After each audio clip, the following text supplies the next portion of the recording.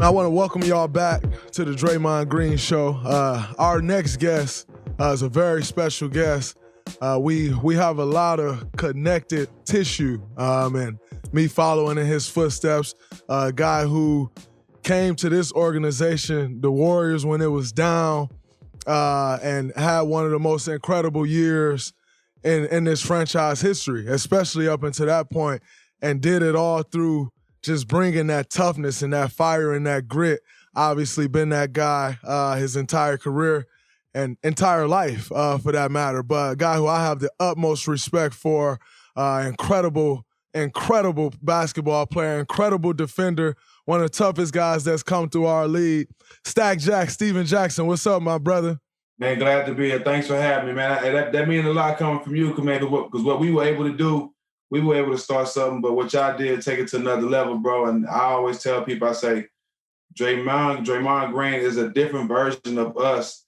He's more of a polished version, and he does more things, bro. And like, I don't know why, but we had you on our show and we talked a couple times. But the things you do at your size is like 10 times more.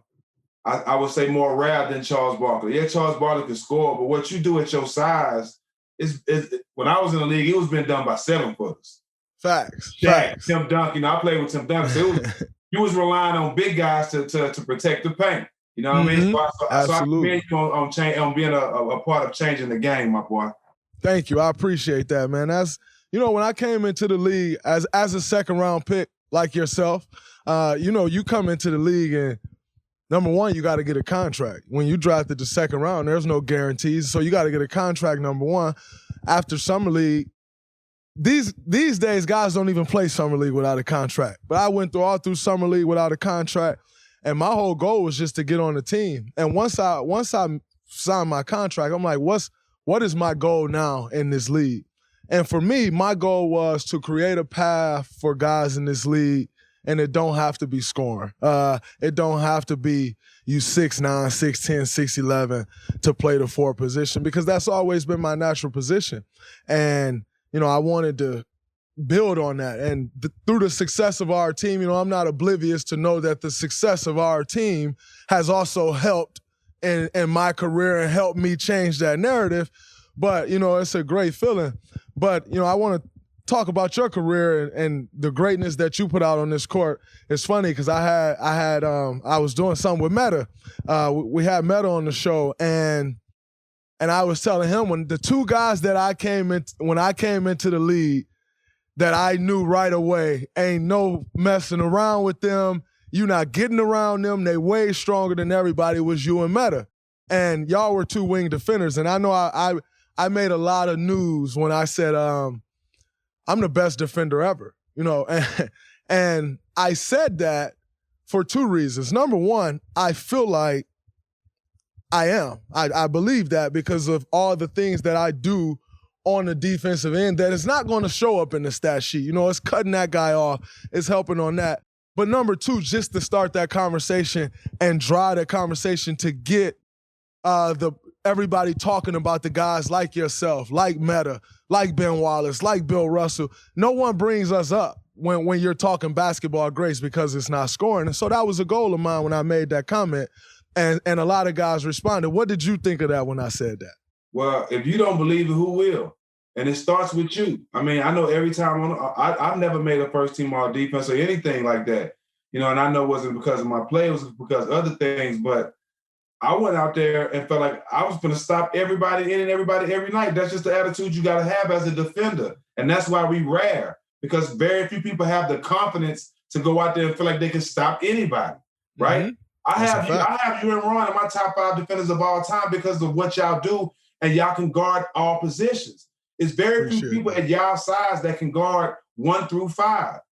I was able to guard 1 through 4 at certain times in certain players. Mm-hmm. Right? It wasn't all point guards. I can guard some point guards. The big ones, I had them locked. The smaller point guards, it was smaller for them because they was a little quicker. But Ron, you can put Ron on anybody at any given time, at any given game, and he's taking them out the game. And that passion that we have, bro, I think that's instilled in us from where we come from. You can't be taught that. And it might be you know, feel like we were snubbed in the second round too, feeling like we always have something to prove. Hell But yeah. I'm thankful that we have that attitude, right? Because that was our edge to go on the court. I got something to prove every night. They still sleeping on me. So every night I'm going to come with that attitude of that I'm the best. Even if y'all don't believe it, I'm coming out here that confident. No, that's a fact, man. That's a fact. And obviously you coming from Port Arthur, Texas, which is a smaller city. Yeah, and myself coming from Saginaw, Michigan, a smaller city. You just bred that way. Like, you can't survive on the playground if you don't have that mentality. You can't survive at the rec center if you don't have that mentality. So, and I definitely haven't appreciated it. But speaking of Ron, you two guys together in Indiana, like I said, two of the best defenders that I played against in my career. And obviously, that was really early in my career, my first year or two that you guys were still playing.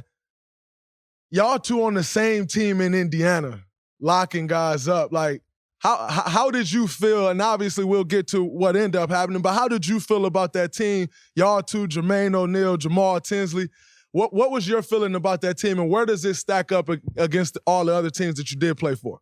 Well, a couple things happened. Mike Brown ended up going there. Mike Brown was the reason I went to San Antonio and won a championship. That's my guy, my favorite coach of all time. And I know you love Mike as well. Mm-hmm. And he ended up going to Indiana, and I told you I had to go to Atlanta to kind of prove myself again after the championship. So Mike makes sure that Indiana was, one, giving me my contract, and two, giving me a chance, to be the player that they know I could be. Going to that team, Dre, I knew we was going to win a championship because I looked at the roster. And for Donnie Walsh and Larry Bird, two of some of the best minds in basketball, to think that I'm the missing piece, and for Reggie Miller to say that I could be a successor, he's willing to bring him in. This is a guy that I would love to take my place when I retire. All those things had me feeling real confident about myself. So going there, looking at Jermaine O'Neal, Ron Artest, Jamal Tinsley, Jonathan Bender, Scott Pollard, Jeff Foster, I'm just looking at the roster like there's no reason that we can't come out the East, first of all. Facts. And, so I just went there confident. But me and Ron playing together on defense, we butted heads every night because we both want to guard the best player. And when we guarded the best player, if that person scored one time, we argued again, let me get him. You know what I'm saying? And it kept us both. I think every night, we came into the game thinking, okay, even if I'm not guarding the best man, I'm going to lock this man up. So after the game, we can be like, well, I locked mine up. You know what I'm saying? Most of the nights, that's what it was for that short stint of the season before the brawl happened. But those 15, 19 games, we showed everybody we were the best in the league. That's beautiful, and I think y'all did as well. But when you're playing against a team with a great wing defender, it completely destroys the other team offense, because most teams, their offense is usually built around a powerful wing, and so you got two guys that's taking those guys out of the game. Then you fund them to J.O., young J.O., by the way, who's blocking everything, clogging the paint up. You got Jeff Foster clogging the paint up. Y'all had an incredible team. And then obviously, a night in Detroit goes wrong. Y'all had a brawl. Walk me through the brawl. I know you started off kind of chill. Then you see Meta go into the stands. Where you go, what happens with you from there? All right, bro. So mentally. So how Detroit is. And absolutely, we wasn't in the hood. That was the first thing. I don't think a lot of people know. We wasn't where the arena is now. It would have been a total situation if the arena where it is now, it had happened there. Somebody would have really got hurt. But for the most part, I walked into a rivalry. Like I said, this was my first year. They had just played in the Eastern Conference Finals.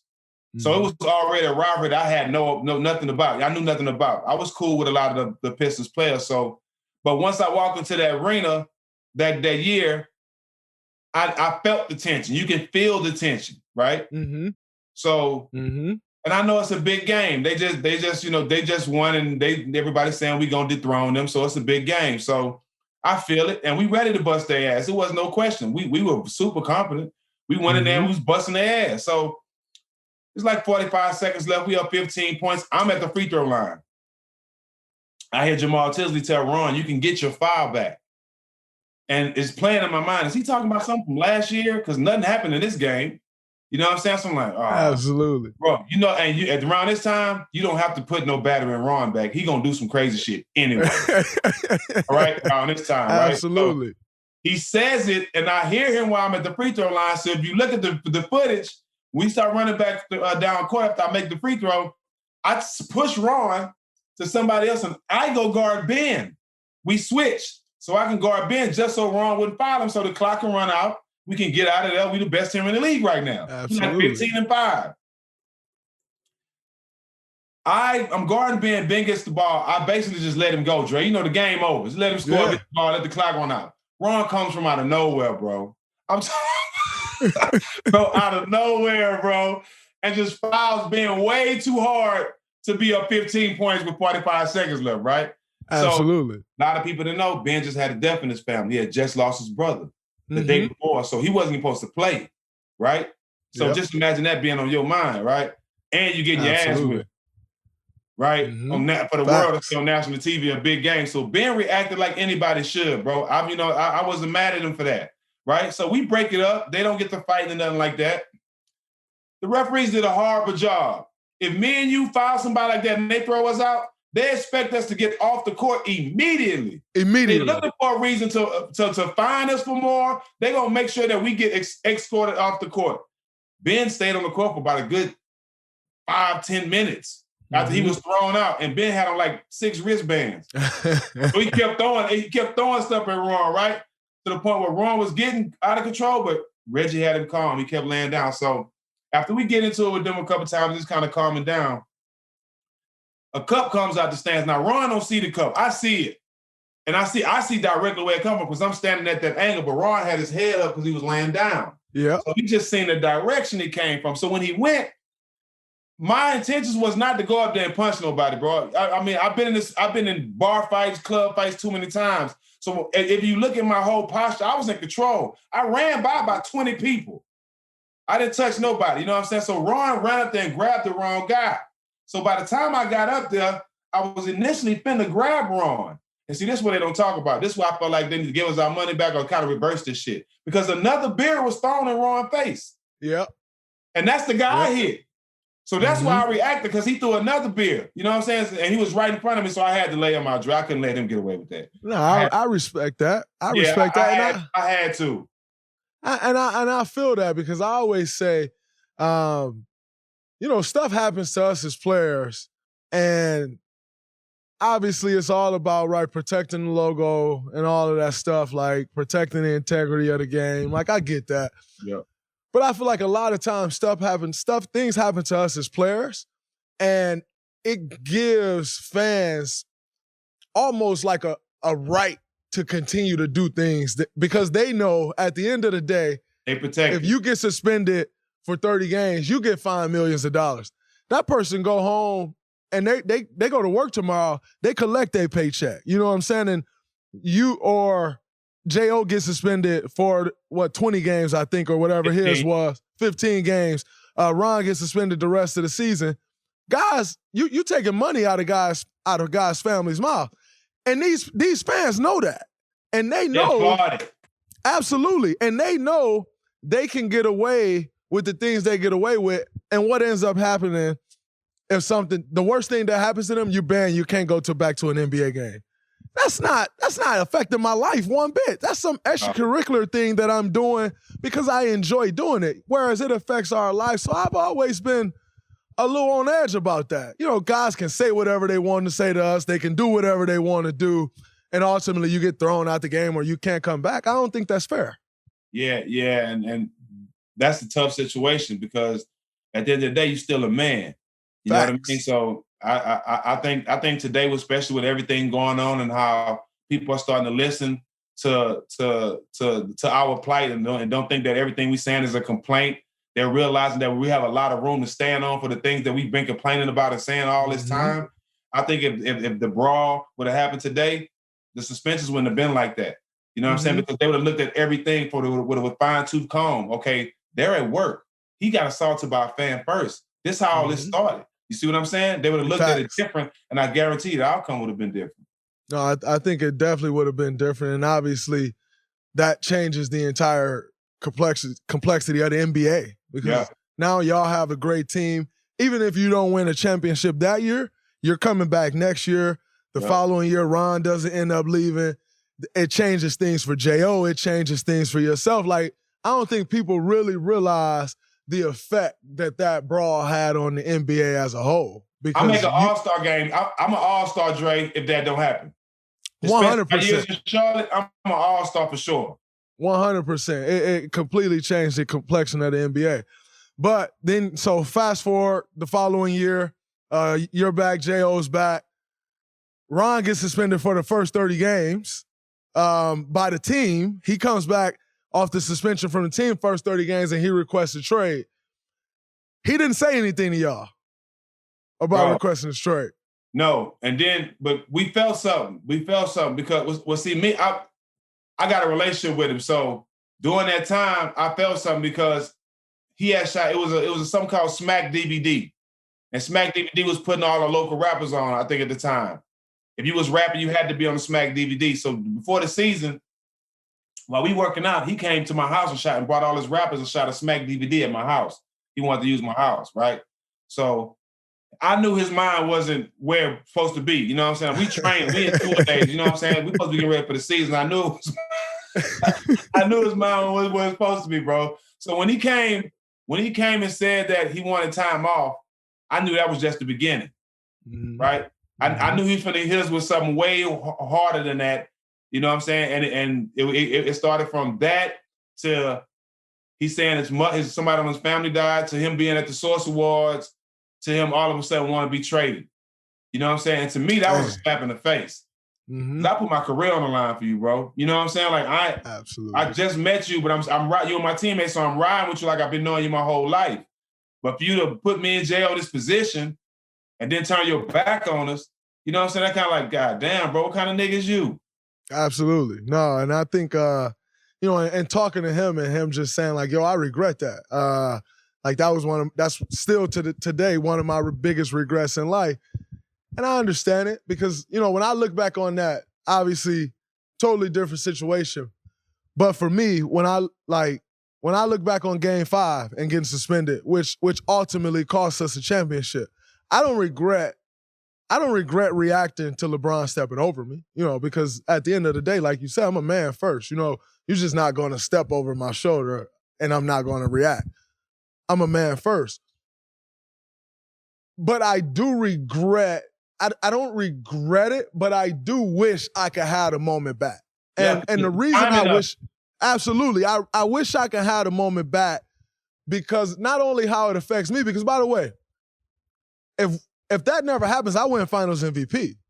And the whole narrative of everything is different at that point, right? Like, totally different. And so I wish I could have the moment back, not only for the Finals MVP, but for the other guys in the situation as well. That's another championship for Steph Curry. That's another championship for Klay Thompson. And we worked for that, So I wish I could have that moment back. But in the same token, like you said, as a man, I get it. But moving forward, you're now host of All the Smoke. You and my other big bro, Matt Barnes, who I've had the pleasure of coming on to the show. Looking forward to coming back whenever you guys will have me. One of the best, if not the best podcasts in the sports space and what you guys have done. What's been the key for y'all to have the success that y'all have had from the very beginning? And it's continued to get better, though. Like, the guests have continued to get better, and it's just constant with y'all. It's a well-oiled machine. I think one thing, bro, is we are who we are first, right? So the people we are, knowing that we wear our emotions on our sleeve, knowing what you see is what you get with me. I ain't trying to be nothing I'm not. Either take it or leave it. People respect that more than you know. So for me and Matt, we always treated the janitor like we treat the president. So we created relationships with people by just being genuine. You know what I mean? And we both were I was doing Fox and ESPN. And very few people have done that. You know what I'm saying? I was doing both networks. Then Matt started doing both to the point we're like, hey, bro, we making all these other shows hot. Why don't we do our own? Matt had connections with Ellen Reckerton. Shout out to Ellen. She's one of the creators of Red Table Talk, and she also was one of the creators of Oprah Winfrey Show. She had connections with Showtime. Matt's sister came up with the name All the Smoke because that's all we do. and Very fitting.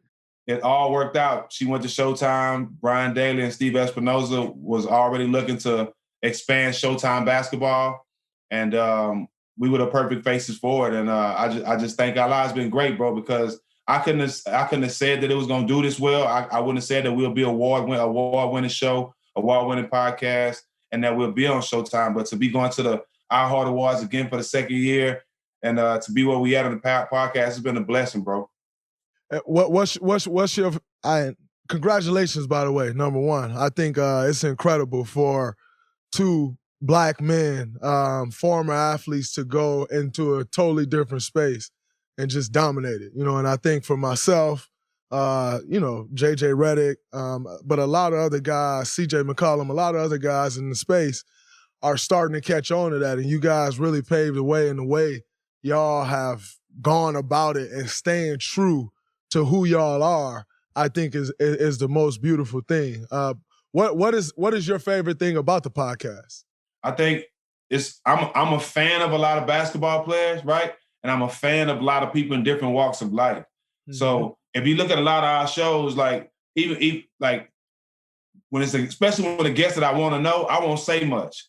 You know what I'm saying? I'll just let Matt, because I'm interested in knowing these people, and I like conversation. Everything is really just a healthy conversation. But a lot of these people I'm fans of that we have on our show.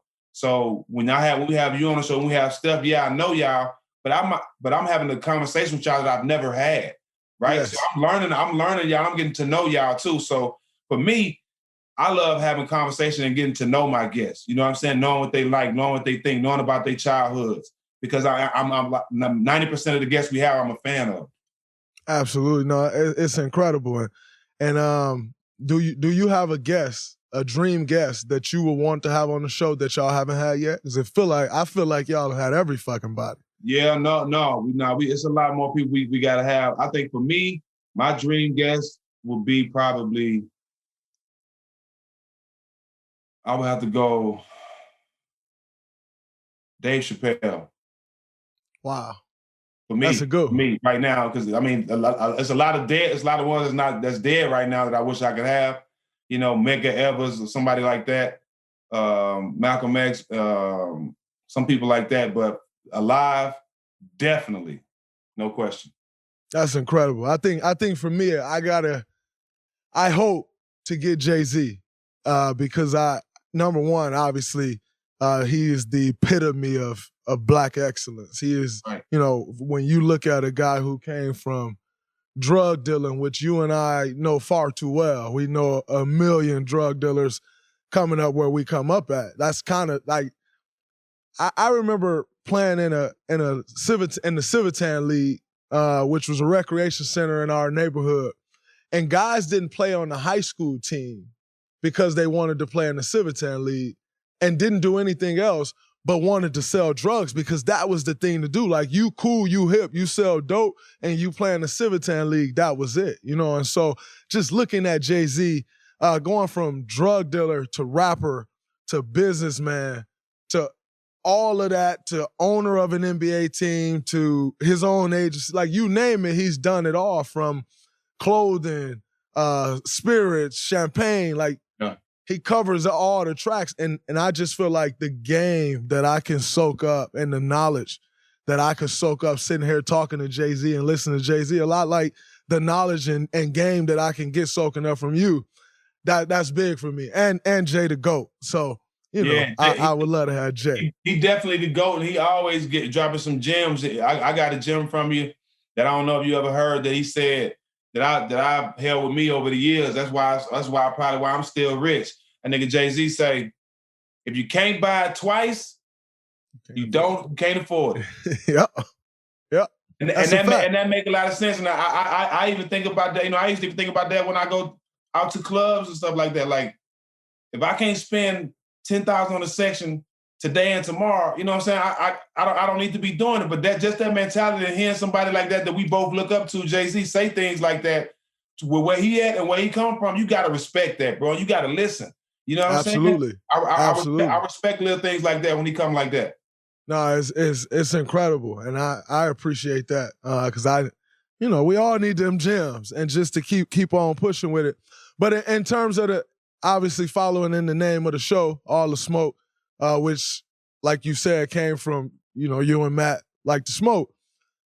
The NBA recently, marijuana is no longer on the banned substance list, and I know that was something that you guys have fought for years. For a while.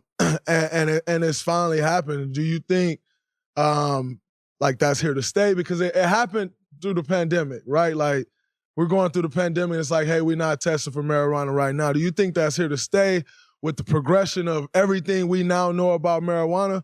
And is that a good thing? Because I think, some guys, I mean, let's just face it. You and I both know some guys may abuse that, or maybe not. But do you think that's a good thing for our league moving forward? I think it's a good thing because a lot of these medication that they push on players, and players are going to start speaking up against a lot of those things and would rather be more natural. I think the reason why they stand on that side of because Michelle Roberts is her name, right? She actually sat down and had a meeting with Al Harrington. And they did the pros and cons. They did the good and bad about all these things. So they understand that there's more benefits than the negative sides of it, right? That's one thing. Two, it's big business now. Yeah. So nobody want to be cut out the business, right? It's always about business. But then, like with us, I mean, to answer your first question, I just think if nobody gets to the point where they're abusing it, see, the reason why it took so long while we were in the league, because it was guys like me that smoked my whole career. Never missed a game, never was suspended, never got caught with it because I did it the right way, Dre. I wasn't smoking for people to see. You know what I'm saying? My street cred is 1,000, so I wasn't smoking for people to say, oh, Jackson's smoking weed. I was doing it to calm down and be able to cope. You know what I'm saying? With these games and playing with injuries and stuff like that. So, but it was guys, a lot of guys around that time getting pulled over with it, fell in drug tests, doing playoffs and big games and just embarrassing the league. And that's what took so long to get to this point. But see, now, the generation we have now, y'all respect the game better than we did. A lot of y'all, you don't see guys getting caught and pulled over and all that. You don't see that as much as we did when we were playing, right? Yeah, we had to take some of those licks for it to be the way it is today. We understand that, you know what I'm saying? But to be able to be one of the guys that was speaking up, to have it legal now where guys can, if they're not feeling well and they don't want to take a whole bunch of pills, they want to go home and smoke them a joint, they can do that peacefully now. I'm glad that I was one of the faces and one of the guys to speak up for that. But as long as guys, like you say, don't start abusing it, getting pulled over, getting criminalized for it in places that they shouldn't be with it and stuff like that, it should be fine. Yeah, no, I think so too. And I think, like you said, guys are just in a much different space. And I think a part of it is also social media, though, right? Like, we all know you have to be more on your P's and Q's than ever because you just have to assume at all times you're being recorded. Whereas y'all didn't have those same things, those same pitfalls and things to worry about. Nobody's recording you every second y'all walk because camera phones weren't a thing, and social media wasn't a thing, so news didn't travel as fast as it could. And so I think the awareness of that and understanding that definitely helps our generation as opposed to y'all. It saved us. Yeah, for sure. For sure. I've heard all the stories. I've definitely heard all this. Speaking of which, and hearing all the stories, like obviously I played with J.O. my second year in the league, my OG, and he would share all the stories about y'all. And just going back to the Malice of the Palace, obviously we all saw that was great. But y'all were actually getting into stuff that was way crazier than the Malice at the Palace. Way crazier. I know you had a situation at a club that didn't quite go the way you thought it was going when you went out that night. Talk to us a little bit about that, because the thing that people don't know, y'all was tough as hell on the court, but y'all were probably tougher off the court. Yeah, because, we all come from that demographic of where you had to be tough or you was going to get swallowed up, you know what I'm saying, by your environment. You had to have a chip on your shoulder. I think with me, the reason why I survived that is because my heart was in the right place and I was just being a loyal friend. Like the 2 incidents I've been in the NBA was me being loyal to a fault. I'm leaving. We had a strip club in training camp. Me and Al are leaving the club, and we're about to go to another club because the strip club wasn't that popular. It was more men in there than anything. And as we're leaving the club, Jamal Tinsley is running out the club, and some guys are chasing him. So Al didn't see it, so Al kept going. I ain't that type of dude to see that and be like, man, I ain't finna get in no trouble. Caesar finna and just keep going. That ain't in me, bro. That's just not in me. So I stopped. I backed up. I took my tool out because I just got my gun license. I took my tool out, put it in my pants, and I ran over there. And by the time I got over there, they was about to try to hit him, whatever. So I let off a couple warning shots. There's one thing about me. When there's stuff like that going on, I'm not going to get hit from behind or knocked out from the side or something like that and get stumped out in the parking lot. So they had about 25 guys with them. So guys just start coming out the club, right? So I let off a couple warning shots, pop, pop, out of the air. And as I did that, security grabbed me. Like, get to your car, Jack, get out of here, because this was a club we always go to. Now that's what all I did was go to strip club. So as I'm running to my car, one of the guys that they was with had already had plans on hitting me with his car. So I'm running to my car. All I hear is, he peeling out. He's going from his parking spot to this we in a small parking lot. He peeled out going about 30 miles per hour, and he's coming at me. So I wasn't drinking. So my mind, I'm thinking I was quick thinking, I didn't want to just stand there, let him take my legs, just run completely over me, kill me. So I kind of turned my back, Dre, and hopped. When the car got close, I just hopped where my butt was on the hood. But my head hit the windshield, and I flew in the air from the momentum of the car. I land face first. All my teeth come out. My lips are shattered. And I'm just hitting the ground. Boom, boom, boom, boom from the momentum. But I stand right up, right? And as I stand up, I'm dizzy. But how the parking lot is, for him to get out to get to the main street, he had to bust a U. So when he busted a U, his lights hit me dead in my face and woke me up. I pulled my gun out and chased him. Wow. Try to blow his head. Wow. And as I chase him, I shoot my last 2 shots, and I realized everything that's going on because my adrenaline is all adrenaline. I just got hit by a car. I stood right up, and then I passed out. Boom. I wake up in the police car with Marquise Daniels.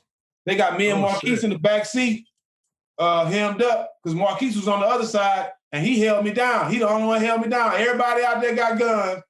Marquise the only one held me down. So they got us in the police car, but I'm knocked out. I'm unconscious in the police car. I hear him kicking the window. He think I'm dying because he see my mouth just blood just pouring out my mouth because my teeth on my lips shattered, and I'm unconscious, but he don't know if I'm breathing or not. So he kicking the car like, let my boy out, he died. And as he kicking one of the windows, I wake up. I'm like, bro, what's going on? And then as I said it, I instantly feel my mouth. I'm like, oh fuck. So they end up letting us go because we had our gun license.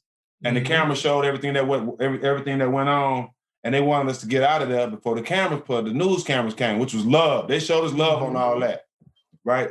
So after that, I had to go.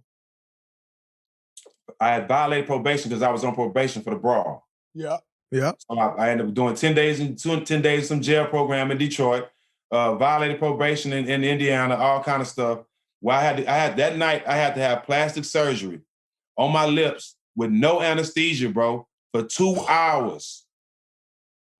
No anesthesia, cutting the skin off my lips, digging debris out my mouth and my lips and my gums for 2 hours with no anesthesia. And the reason why they couldn't add any, because my lips were so swollen, if they would have added some, my lips probably would have burst. That's crazy. I slept for 8 hours. As soon as he cut that last stitch, I slept through x-rays, MRIs, everything. I slept for like 8 hours straight because I was fighting pain for 2 hours. Most pain I've ever been in my life. That's insane, man. That's as someone who play in the NBA, I can't even fathom going through it. It's just not the way life is anymore for an athlete. You know, like, and I think David Stern did a lot of cutting that out, right? Like cleaning the league up and making sure nothing like that happened again. But that's insane, bro. But I know you got to go. Like I said, I appreciate you taking the time, but I'd be remiss if I didn't ask you this last question. Just like I said, speaking of our connective tissue, in the beginning of the show, you came to the Warriors, had one of the best years here, and I don't know what y'all was doing here, man, but the way they love y'all around here is crazy. I have to hear stories from Eric Housen about you guys all the time. He worshiped the ground you walk on. He worshiped the ground Matt walk on, Jay Rich, Monte, Al, that whole group. What was it that brought that team together? It happened at the deadline, right? Like, wasn't expected to make the playoffs. What was it that brought that team together to put y'all in a position to have the year that y'all end up having, beating Dallas in the first round, and kind of bringing life back to this organization because they hadn't seen any sort of winning for years? Well, I think the biggest thing is something that y'all highlight today with the team now. We cared about each other. You know what I'm saying? That was big. I think I had already knew. Me and Matt were already best. I mean, Al was already best friends. Man, I met Al at 18. He was 18. I was 20. I've been knowing BD since 16. I've been knowing Jay Rich for a while. And so these were a lot of guys that I knew, but we were all journeymen. We were all guys that were still trying to get together and prove something. And with Indiana, that was my second time being in trouble there in a year and a half, 2 years. They're like, man, we got to get rid of this guy. I mean, enough is enough. You know what I mean? Yeah. So it was a blessing in disguise. Al didn't want to go because Al had just got traded back to Indiana. He had just got traded back there, and he just bought a house. But the only way for the trade to work was they had to put Al in the trade. And it was a blessing in disguise for all of us because things wasn't going right there. They didn't have a winning attitude, though, you know, and I think we brought a swag to the team that was needed. You know, BD was doing his thing, Jay Rich was doing his thing, but we didn't have an identity. I think when we came, our identity became a scrappy team. They don't look the best on paper, but they're gonna bang and they're gonna make you work every night to the point where we got confident. We start winning. I think we won 19 out of 21 to make it to the playoffs or something like that. But I think we cared about each other, but our coach let us be us. There was a number of things. The city embraced it, like the city was longing for it. Every night, Dre, we was in the city at some spot with all the regular people. Right, the whole team. We in there shirt off, bandanas, drinking. We in there just like regular people every night. But it's the whole team, right? Absolutely. And I think the team that the organization was losing for so long, being able to beat the number one seed in the first round, it felt like a championship, right? Absolutely. It felt like a championship to the whole Bay Area, right? And it just changed. It just changed everything to the point when y'all came and won. It just felt like it was dressed up for it. Yep. You know what I'm saying? Yep. But it was a great time. Nelly let us be us. Quick story. Nelly, I was never captain on no team. Beginning of the season, Nelly asked me and Baron Davis to come to a bar and play shuffleboard with him. Never played shuffleboard in my life. It's not a black game. Nobody plays shuffleboard. So he brings that we playing shuffleboard. We drink. He gets us drunk off 2 bottles of scotch, and doesn't talk about basketball the whole time. And as he's leaving, as me and BD about to fall over on the bar, he tells, "Oh yeah, by the way, I brought y'all here to tell y'all captains," and walks out the restaurant, bro. While we sitting there trying to figure out how we gonna get home, he just walks out on us, man. He was the best, bro. He allowed us to be us, and we gave him our all because he didn't try to change none of us. And that's the best compliment I got from the coach. Don Nelson is one of the winningest coaches ever. And the compliment after we beat the Mavs, he was like, "Well, one thing about Steven Jackson, if I had to pick a team of 5, if I had to pick my starting 5, I wish I could have 5 Steven Jackson." So that's my whole deal to me. That's incredible, man. And I definitely know how it is to be in Oakland and that love they show. Like I know with, like I said, the way it was going, no winning, and they can grab onto y'all, and y'all as real as y'all are, and showing them love, partying with them. I know how they grabbed onto that because I know how they grabbed onto me, you know, and just show you that love and kind of just adopt you as one of their own, man. You gave them that skill back over that we gave them. You brought that back. Yeah, the winning was cool, but that grit that the city is basically built off, you brought that back. You know what I'm saying? And it was easy for them. Like that's what they was looking for. Absolutely. No, it's an incredible place, man, and they represent their own like nobody else. But Stack, man, I appreciate you coming on. Looking forward to coming back to All the Smoke, bro. Thanks again, man. Much respect and much love. Now, love for life, bro. Anytime you need me, you know I'm coming, man. Well, I appreciate you.